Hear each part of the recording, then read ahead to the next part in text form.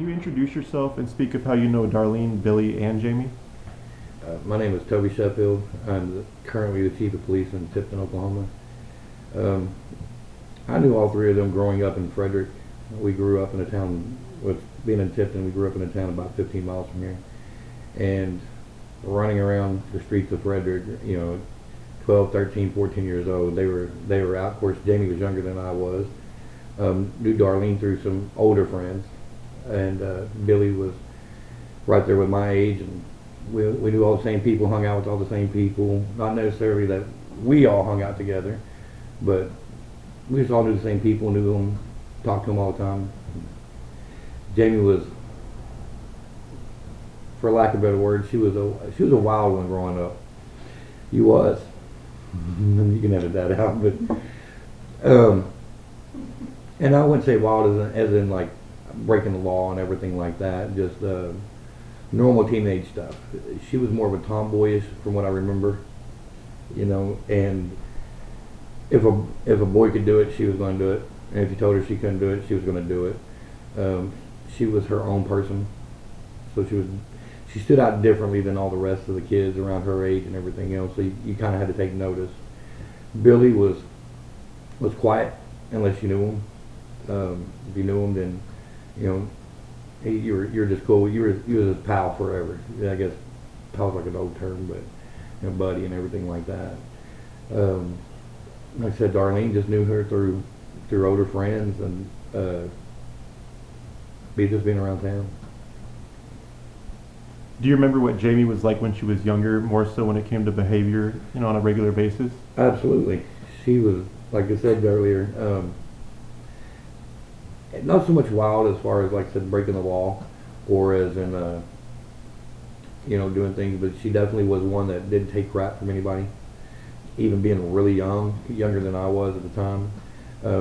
She's right around the age of my sister, and so I knew that group of kids, pretty well, or you seen them or you're around them or they were around you, or just being in Frederick in general, you just knew everybody. And like I said, she was tomboyish, wasn't afraid of a fight, most definitely wasn't afraid of a fight, but was happy-go-lucky, but also had, from what I remember, she had this chip on her shoulder.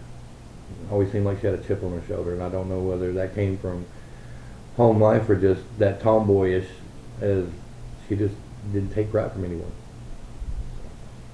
Can you recall what Darlene was like, say as an overall person as well as a mother? As far as a mom, I don't know if I've ever really interacted with her around Jamie.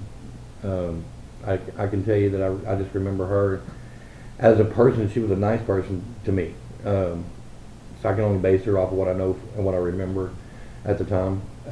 I had no issues with her, and my dealings with her was good dealings. It wasn't anything bad, or I know she was around a lot of the people that I was not supposed to be around during that time, and if I was around those people, I might get in trouble at home. Like, don't stay away from them. So if that tells you anything. But as far as her, like I said, it's as a mom, I don't really know without being around them two together. I do know what I see. She wasn't the same as my mom. My mom was home, worked a job, was home every night, cooked us dinner. Darlene wasn't. So, but that kind of left up to speculation. Tucker. So how would you describe Jamie to somebody that's never met her but knows of her juvenile murder conviction?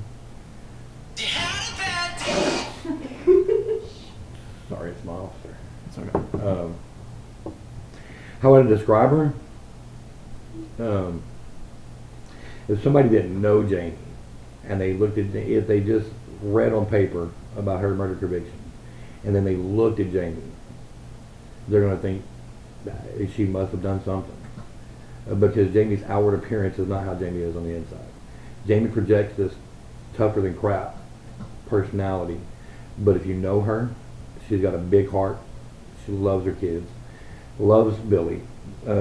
She's crazy about him, like to the point of nausea that I have to hear about it. But she's devoted to what she does love. she's a good person, but like I said, when you just look at the outward appearances, you're going to think right away, yeah, that she must have committed murder because of the tattoos and everything, and generally how she speaks. But you have to peel back the layers. That she's like an onion. I mean, she really is. You have to have known Jamie or be around Jamie to know her very well. And I describe her to people as one of the craziest people you'll ever meet, but one of the most loyal people you'll ever meet. If she likes you, she's friends with you, she is loyal to the bone. Like, there's no other way to describe her. Just a big heart and funny. Now, she's quirky. She reminds me of, have you ever watched the NCIS? She reminds me of Amy Shudo, the woman that worked in the, that done forensic interviews. She's just her own person. How she dresses is how she wants to dress, and no one else. She doesn't care what anybody else thinks about it. What she likes is different from what I like, but that's the way she is.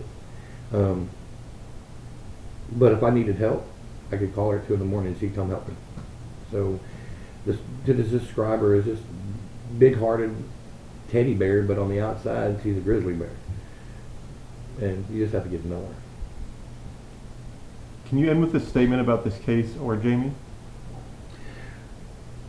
So Jamie had asked me, going back over a year back, I guess, to look over the transcripts. They got me a copy of the transcripts. Of course, growing up around here and knowing them, we had all heard everything. And when Jamie moved to Tipton, I finally got to hear Jamie's side of what happened, you know, and looking through the case, I can see where there's some things where maybe, how to say without looking back on, I wasn't there to do the investigation, and I will never, like, the OSBI guys are smarter than me. That's the reason why they are why they're there. But looking back over some things is maybe sometimes you get tunnel vision, and some of the things look like, well, hey, this is there, we know this, and we're only going to explore this option, instead of taking into consideration, okay, how did this happen with these 2 kids? Or they just following the mom? Does the mom have power over them, knowing how she was at the time? You know, were these kids just scared? Because of myself knowing the kids, Jamie did whatever her mama told her to do.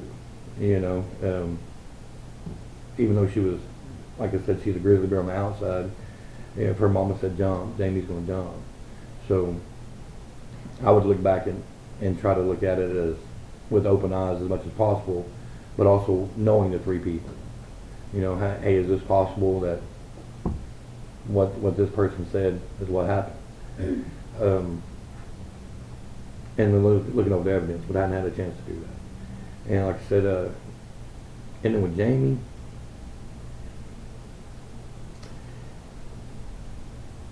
I think Jamie is going to win in life because she's came so far from just the conviction of what she had as a juvenile. No matter what the outcome of reopening the case is going to be, no matter what the outcome is, she's already won because she's pulled herself together, got her life together, and moved forward. Now what with her goal of trying to bring her husband home. And it goes back to what I stated about her, about that heart and loyalty. She won't let it go until somebody listens to her.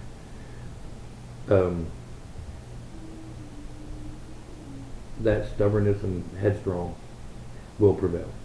And if there's any sliver of doubt of anything in Billy's story, Jamie will find the people and find the right people to talk to make that presented to the state.